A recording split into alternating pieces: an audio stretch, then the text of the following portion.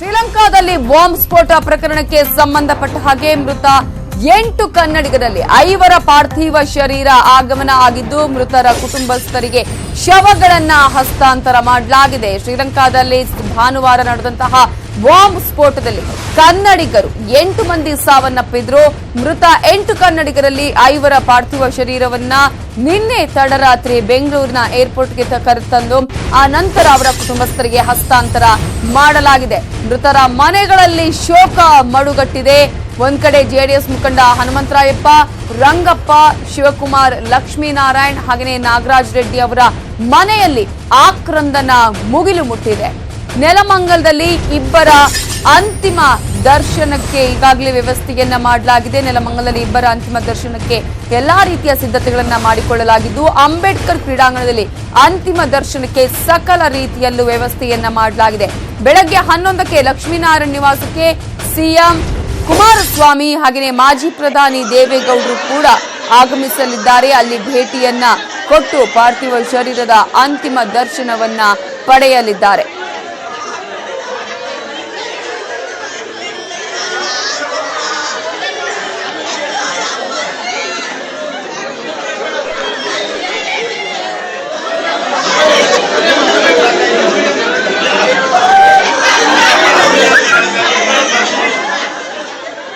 ಐವರ ಪಾರ್ಥಿವ ಶರೀರವನ್ನ ನಿನ್ನೆ ತೆಗೆದುಕೊಂಡು ಬಂದು ಈಗಾಗಲೇ ಅವರ ಮನೆಗೆ ಹಸ್ತಾಂತರ ಮಾಡಲಾಗಿದೆ. ಎಲ್ಲಾ ಕುಟುಂಬಸ್ಥರ ಮನೆಯಲ್ಲೂ ಕೂಡ ಆಕ್ರಂದನ ಮುಗಿಲು ಮುಟ್ಟಿದೆ.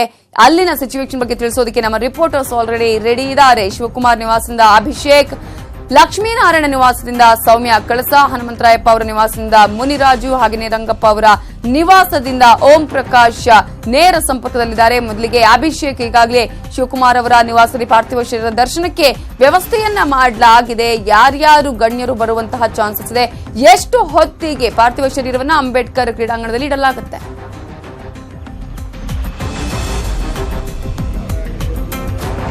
ನವಿತಾ, ಏನು ಸುಮಾರು 5:30ಕ್ಕೆ ಬಂದಿರತಕ್ಕಂಥ ಪಾರ್ಥಿವ ಶರೀರ ಶಿವಕುಮಾರ್ ಅವರ ಮನೆಯ ಬಳಿ ಏನು ಈಗಷ್ಟೇ ಈ ಒಂದು ಶಿವಕುಮಾರ್ ಮನೆಯಿಂದ ಒಂದು ಅಂಬೇಡ್ಕರ್ ಕ್ರೀಡಾಂಗಣದ ಬಳಿ ಹೋಗಿರ್ತಕ್ಕಂಥದ್ದು. ಏನು ಈಗಾಗಲೇ ಸಾವಿರಾರು ಜನ ಒಂದು ಕುಟುಂಬಸ್ಥರು ಹಾಗೂ ಆಪ್ತ ಸ್ನೇಹಿತರು, ಗೆಳೆಯರು, ಒಂದು ರಾಜಕೀಯ ಮುಖಂಡರುಗಳು ಹಾಗೂ ಏನು ಕಾರ್ಯಕರ್ತರು ಕೂಡ ಈ ಒಂದು ಶಿವಕುಮಾರ್ ಅವರ ಅಂತಿಮ ದರ್ಶನ ಪಡೆದಿರ್ತಕ್ಕಂಥದ್ದು. ತದನಂತರ ಏನು ಈಗಷ್ಟೇ ಒಂದು ವಿಶೇಷ ಒಂದು ವಾಹನದಲ್ಲಿ ಒಂದು ಶಿವಕುಮಾರ್ ಅವರ ಪಾರ್ಥಿವ ಶರೀರವನ್ನು ಒಂದು ಪಟ್ಟಣದ ಮುಖ್ಯ ರಸ್ತೆಗಳಲ್ಲಿ ಒಂದು ಮೆರವಣಿಗೆ ಮಾಡುವ ಮುಖಾಂತರ ಏನೋ ಒಂದು ಪಟ್ಟಣದ ಅಂಬೇಡ್ಕರ್ ಕ್ರೀಡಾಂಗಣದ ಬಳಿಗೆ ತೆಗೆದುಕೊಂಡು ಹೋಗ್ತಾ ಇರ್ತಕ್ಕಂಥದ್ದು. ಈ ಒಂದು ಕ್ರೀಡಾಂಗಣಕ್ಕೆ ಕೂಡ ಏನು ಲಕ್ಷ್ಮೀನಾರಾಯಣ ಅವರ ಮೃತದೇಹ ಕೂಡ ಇನ್ನೇನು ಕೆಲವೇ ನಿಮಿಷಗಳಲ್ಲಿ ಬರ್ತಕ್ಕಂಥದ್ದು. ತದನಂತರ ಇನ್ನೊಂದು 10 ಗಂಟೆಯಿಂದ 11 ಗಂಟೆಯ ಒಳಗಡೆ ಏನು ಸಿಎಂ ಕುಮಾರಸ್ವಾಮಿ ಅವರು ಹಾಗೂ ಮಾಜಿ ಪ್ರಧಾನಿ ಎಚ್ ಡಿ ದೇವೇಗೌಡ ಅವರು, ಮಾಜಿ MLC ವಿ ಕೃಷ್ಣಪ್ಪನವರು ಸಂಪರ್ಕದಲ್ಲಿರಿ. ಅಭಿಷೇಕ್, ಏನು ಲಕ್ಷ್ಮೀನಾರಾಯಣ ನಿವಾಸದಿಂದ ನಮ್ಮ ರಿಪೋರ್ಟರ್ ಸೌಮ್ಯ ಕಳಸ ನೇರ ಸಂಪರ್ಕದಲ್ಲಿದ್ದಾರೆ.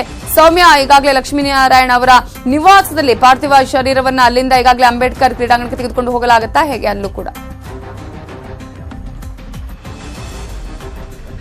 ಹೌದು ನವಿತಾ, ಈಗಾಗಲೇ ಲಕ್ಷ್ಮೀನಾರಾಯಣ ಅವರ ನಿವಾಸದಿಂದ ಪಾರ್ಥಿವ ಶರೀರವನ್ನ ಒಂದು ಸಾರ್ವಜನಿಕ ಮೆರವಣಿಗೆಯ ಮೂಲಕ ಅಂಬೇಡ್ಕರ್ ಕ್ರೀಡಾಂಗಣಕ್ಕೆ ಕರೆದೊಯ್ಯಲಾಗ್ತಾ ಇದೆ. ನೀವೇ ನೋಡಬಹುದು, ನನ್ನ ಹಿಂದೆ ಒಂದು ದಾರಿಯಲ್ಲಿ ಇರುವಂತಹ ಎಲ್ಲಾ ಜನರಿಗೂ ಸ್ಪಷ್ಟವಾಗಿ ಕಾಣಿಸೋದಕ್ಕೆ ಸಾಧ್ಯ ಆಗುವಂತೆ ಒಂದು ತೆರೆದ ವಾಹನದಲ್ಲಿ ಈ ಒಂದು ಮೆರವಣಿಗೆಯನ್ನ ತೆಗೆದುಕೊಂಡು ಹೋಗಲಾಗ್ತಾ ಇದೆ.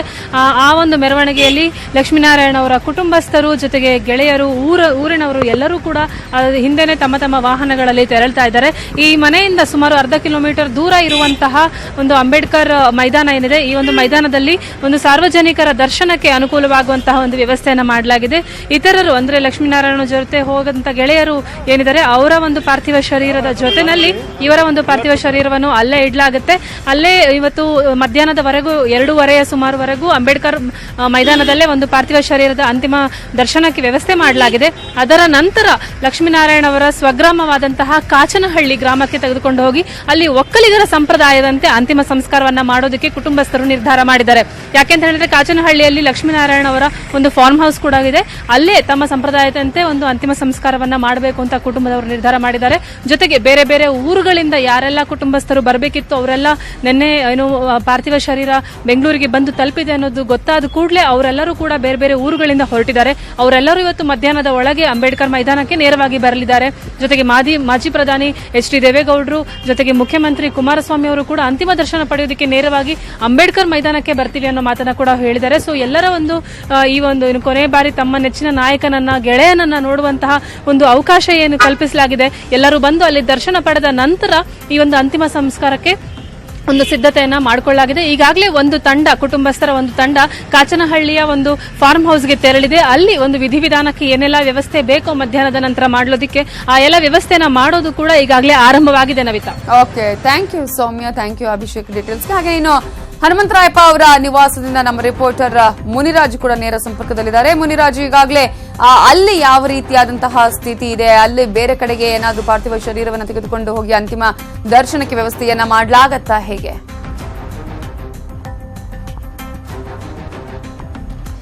ನವಿತಾ, ಈಗಾಗಲೇ ಹನುಮಂತರಾಯಪ್ಪನವರ ಒಂದು ದಾಸರಳ್ಳಿ ಮನೆಯಲ್ಲಿ ಈಗಾಗಲೇ ಅಂತಿಮ ದರ್ಶನಕ್ಕೆ ಒಂದು ವ್ಯವಸ್ಥೆಯನ್ನು ಸಹ ಮಾಡಲಾಗಿದೆ. ಮತ್ತೆ ಈಗಾಗಲೇ ಸಾಕಷ್ಟು ಸಂಖ್ಯೆಯಲ್ಲಿ ಈ ಭಾಗದ ಒಂದು ಅವರ ಬೆಂಬಲಿಗರು ಮತ್ತೆ ಕಾರ್ಯಕರ್ತರು ಸಹ ಇಲ್ಲಿ ಅವರ ಒಂದು ಅಂತಿಮ ದರ್ಶನವನ್ನು ಸಹ ಪಡ್ಕೊಳ್ತಿದ್ದಾರೆ.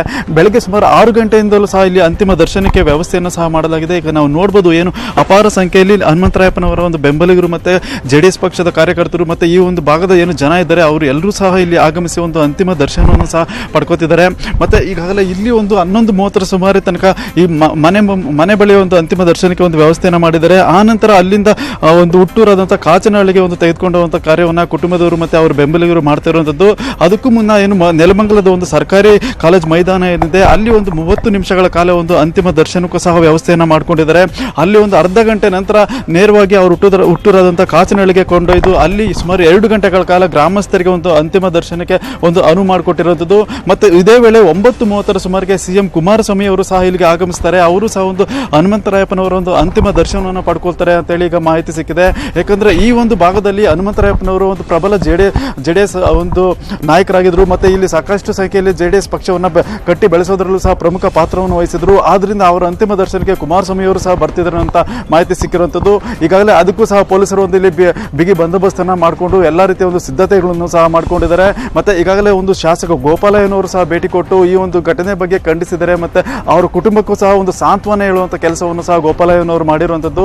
ಮತ್ತೆ ಸರ್ಕಾರ ಮತ್ತೆ JDS ಪಕ್ಷ ಅವ್ರ ಕುಟುಂಬದ ಜೊತೆ ನಿಲ್ಲುತ್ತೆ ಅನ್ನುತ್ತೇಳಿ ಒಂದು ಮಾತನ್ನ ಗೋಪಾಲಯ್ಯನವರು ಈ ವೇಳೆ ಹೇಳಿರುವಂತದ್ದು. ಸೌಮ್ಯ, ಓಕೆ, ಇನ್ನು ಓಂ ಪ್ರಕಾಶ್ ರಂಗಪ್ಪ ಅವರ ನಿವಾಸದಿಂದ ನೇರ ಸಂಪರ್ಕದಲ್ಲಿದ್ದಾರೆ. ಓಂ ಪ್ರಕಾಶ್ ರಂಗಪ್ಪ ಅವರ ನಿವಾಸದಲ್ಲಿ ಯಾವ ರೀತಿಯಂತಹ ಸ್ಥಿತಿ ಇದೆ ಈಗ ಸದ್ಯಕ್ಕೆ?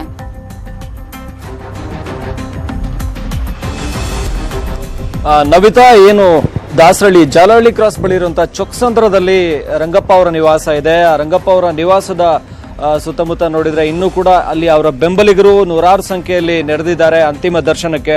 ಇನ್ನೂ ಕೂಡ ಈ ಒಂದು ಘಟನೆ ಆಘಾತದಿಂದ ಚೇತರಿಸಿಕೊಂಡಿಲ್ಲ ಅಂತ ಹೇಳ್ಬೋದು. ಅವರ ಸಂಬಂಧಿಕರು, ಆ ಕುಟುಂಬಸ್ಥರು ಇನ್ನೂ ಕೂಡ ಮನೆ ಒಳಗಡೆಯಿಂದ ಹೊರಗಡೆನೆ ಬಂದಿಲ್ಲ. ಅಂದ್ರೆ ಆ ಒಂದು ಆಘಾತ ಅವ್ರನ್ನ ಅಷ್ಟಾಗಿ ಕಾಡ್ತಾ ಇದೆ ಅಂತ ಹೇಳ್ಬೋದು. ಸದ್ಯ ರಂಗಪ್ಪ ಅವರ ಶವವನ್ನ ಡ್ರೆಸ್ಸಿಂಗ್ ಆಗಿ MS ರಾಮಯ್ಯ ಆಸ್ಪತ್ರೆಗೆ ತಗೊಂಡೋಗಿದ್ದಾರೆ. ಸೊ ಇನ್ನೇನು ಕೆಲವೇ ನಿಮಿಷಗಳಲ್ಲಿ ಅವರು ಮತ್ತೆ ಅಂತಿಮ ದರ್ಶನಕ್ಕಾಗಿ ಏನು ಅವರ ಬೆಂಬಲಿಗರು ಹಾಗೆ ಇಲ್ಲಿನ ಅವರ ಆತ್ಮೀಯರು ಸಂಬಂಧಿಕರ ಅಂತಿಮ ದರ್ಶನಕ್ಕಾಗಿ ಮನೆಯಲ್ಲಿ ಇಡ್ತಾರೆ. ಸೊ ಇಲ್ಲಿಯೇ ಚೊಕ್ಸಂದ್ರದಲ್ಲಿ. ಸೊ ಅದಾದ ನಂತರ 10 ಗಂಟೆ ನಂತರ ಇಲ್ಲಿಂದ ಶವವನ್ನ ವಿದ್ಯಾರಣ್ಯಪುರಕ್ಕೆ ತಗೊಂಡೋಗಿ ಅಲ್ಲಿ ಅಂತಿಮ ದರ್ಶನಕ್ಕೆ ಅವರ ಹುಟ್ಟೂರಿನಲ್ಲಿಟ್ಟು ನಂತರ ಅಂತಿಮ ಸಂಸ್ಕಾರವನ್ನು ಮಧ್ಯಾಹ್ನ 3 ಗಂಟೆಯ ನಂತರ ಮಾಡುವಂತ ಮಾಹಿತಿ ಕುಟುಂಬದ ಮೂಲಗಳಿಂದ ಸಿಕ್ಕಿದೆ. ಹಾಗಾಗಿ ಚೊಕ್ಸಂದ್ರದಲ್ಲಿ ಜಾಲಹಳ್ಳಿ ಕ್ರಾಸ್ ಅಲ್ಲಿರುವಂತಹ ಚೊಕ್ಸಂದ್ರದ ಬಳಿ ಅವರ ಮನೆಯ ಸುತ್ತಮುತ್ತ ನೂರಾರು ಸಂಖ್ಯೆಯಲ್ಲಿ ಅವರ ಬೆಂಬಲಿಗರು ಹಾಗೇನೆ ಇವರು ಸ್ಥಳೀಯ ರಾಜಕೀಯ ಮುಖಂಡರಾಗಿದ್ದರಿಂದ ಅವರ ಅಂತಿಮ ದರ್ಶನಕ್ಕಾಗಿ ಕಾಯ್ತಾ ಇದ್ದಾರೆ. Navita, okay, thank you Om Prakash ಡೀಟೇಲ್ಸ್ಗೆ. ಹಾಗೇನೆ ಥ್ಯಾಂಕ್ ಯು ಮುನಿರಾಜ್ ಡೀಟೇಲ್ಸ್ಗೆ.